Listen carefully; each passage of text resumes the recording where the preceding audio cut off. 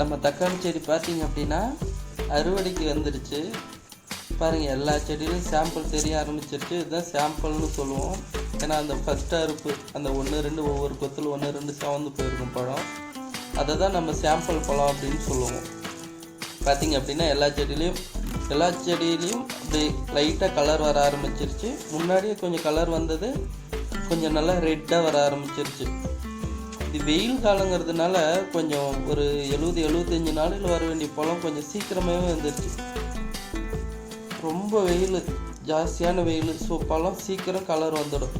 பாருங்கள் எல்லா செடியிலையுமே இருக்குது. சாம்பிள் வந்துடுச்சு. நம்ம இன்றைக்கி இதை தான் அறுவடை பண்ண போகிறோம்.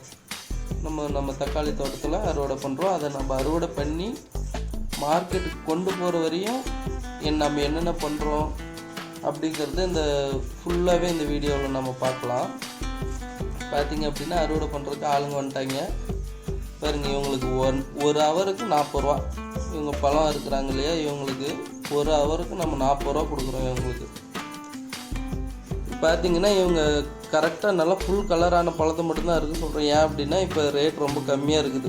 ஸோ ஒரு வாரம் கழிச்சு போனால் அடுத்த வாரத்தில் கொஞ்சம் ரேட் ஏறலாம் இல்லையா, அதனால் கொஞ்சம் நல்லா கலர் வந்தது மட்டும் அறுக்க சொல்லியிருக்கேன்.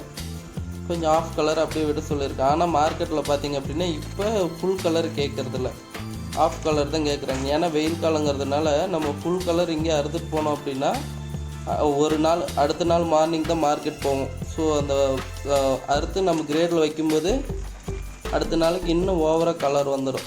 ஸோ ஆஃப் கலர் எடுத்துகிட்டு போனோங்கன்னா அவங்க இங்கேருந்து வேறு ஸ்டேட்டு வேறு ஊருக்கு கொண்டு போய் வச்சு அவங்க விற்கிறதுக்கு சரியாக போயிடும். அதனால் ஆஃப் கலர் தான் கேட்குறாங்க. பார்த்திங்க அப்படின்னா வெயிலுக்கு சீக்கிரமாக கலர் வந்துடுது.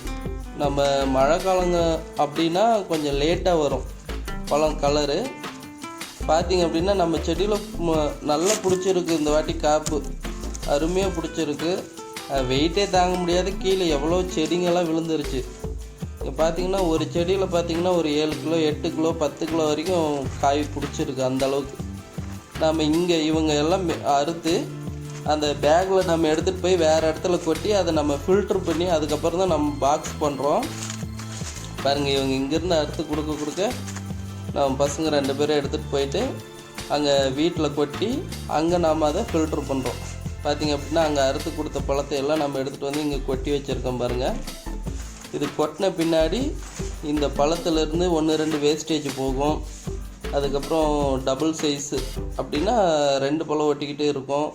அதுக்கப்புறம் சின்ன அந்த பூச்சிங்க கடித்தது, அப்புறமா கொஞ்சம் ஏதாச்சும் அந்த வெயிலில் காஞ்சி வெள்ளையாக இருக்கிறது, அந்த மாதிரி பழத்தை நம்ம ஃபில்ட்ரு பண்ணி எடுத்துடுவோம். சின்ன சைஸுங்களை எல்லாம் ஃபில்ட்ரு பண்ணி எடுத்துடுவோம். பார்த்திங்க அப்படின்னா அந்த பாக்ஸ்குள்ளே நம்ம ஒரே தரமாக இருக்கிற பழத்தை தான் நம்ம ஃபில்ட்ரு பண்ணி ரப்புவோம். ஏன்னா அவங்க அங்கே கொண்டு போய் நம்ம மார்க்கெட்டில் வைக்கும்போது வேறு வியாபாரிங்க எடுக்கிறாங்க இல்லையா, அவங்களுக்கு எந்த விதமான வேஸ்டேஜும் வரக்கூடாது.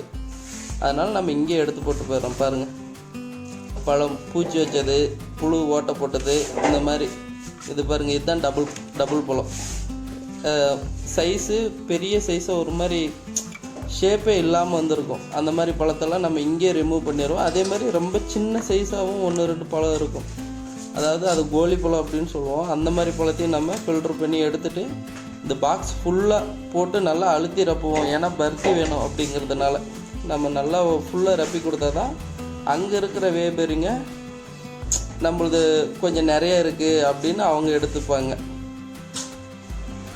நம்ம ரப்பி எடுத்துகிட்டு வந்து மார்க்கெட்டுக்கு எடுத்துகிட்டு வந்து வச்சாச்சு. மார்க்கெட்டில் பார்த்திங்க அப்படின்னா நம்ம அத்தனை 110 கிரேட் வச்சுருக்கோம்னா அதில் ஒரு கிரேட் எடுத்துகிட்டு வந்து நம்ம சாம்பிளுக்கு வைப்போம். பக்கத்தில் இருக்கிறது வேறவங்களோட பழம்.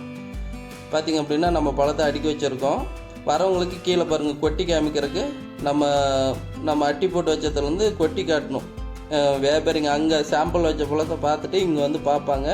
இங்கே வந்து பார்க்குறவங்களுக்கு இதிலேருந்து ஒரு பாக்ஸ் எடுத்து நம்ம கொட்டி காட்டினோம்னா எல்லா பாக்ஸும் ஒரே மாதிரி தான் இருக்கும். நம்ம ஒரு பாக்ஸு ஒரு மாதிரி இல்லை, எல்லா பாக்ஸும் ஒரே மாதிரி தான் ஃபில்ட்ரு பண்ணி எடுத்துகிட்டு வரும். இது நம்ம அடையாளத்துக்கு, நம்ம பாக்ஸுக்கு ஒரு அடையாளம், நம்ம ஒரு இலை போட்டு தூக்கிட்டு வந்திருக்கோம்.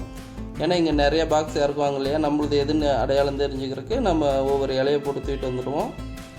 பார்த்திங்க அப்படின்னா எல்லோரும் அப்படி தான் வச்சுருப்பாங்க. நம்ம பழத்தை பார்த்திங்க அப்படின்னா இன்றைக்கி சேல் பண்ணியாச்சு. ஏன்னா ரேட்டு ரொம்ப கம்மி தான்.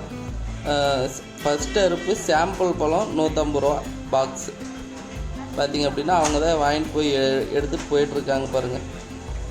நம்ம செடி நட்டு இவ்வளோ நாள் காப்பாற்றி நம்ம கூலி எவ்வளோ ஒரு ஆளுக்கு ஒரு ஹவருக்கு 40 ரூபா கொடுத்து அங்கேருந்து ஒரு பாக்ஸ் 50 ரூபா வாடகை கொடுத்து இங்கே வந்து எவ்வளோக்கு 150 ரூபாய்க்கு தான் சேல் பண்ணியிருக்கோம்.